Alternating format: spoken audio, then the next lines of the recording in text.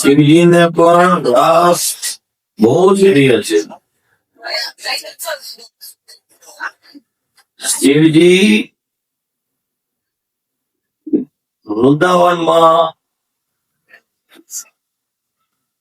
પણ રાસ રમવા પૂનમના ગયા હતા.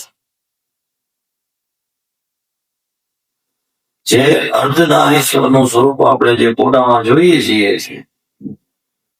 તો તે છે મહાદેવ. મન થઈ ગયું રાસ લો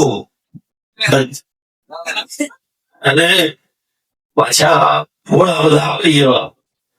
ભાઈ શું કે તમારા ભાઈ ભોળા છે એટલે વાટા તો તમે છો અમે તો બધા ગુલાબા. સૌથી સહેલો સોદો તમારા ભાઈ બહુ ભોળા.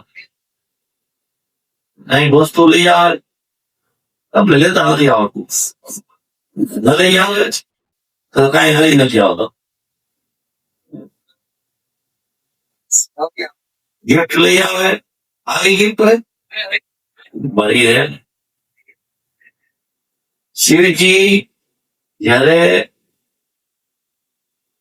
ધ્યાનમાં બેસે તો દુનિયા ભૂલી જાય, પણ જયારે પાર્વતીની બાજુ બેસે તો આટો મારો હાલે જાય.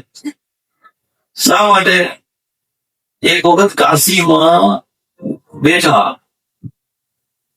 અને બે પતિ પત્ની બેઠા હતા એટલે મહાદેવ અને પાર્વતીજી એકબીજાને હસ્તક્રિયા કરી રહ્યા હતા.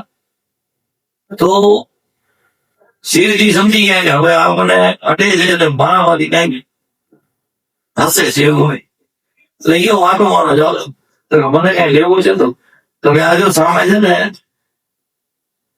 અશોક એટલે અશોક વાળાનું ઝાડ છે એની પાસે તો ઉભી રહેજે અને તારે જે જોતું હોય ને એમાં તને મળી જશે. અને હકીકત છે આ વાતની, કોઈ ઉજાવેલી આપણે વાતો નથી કરવી, કારણ કે શિવમાં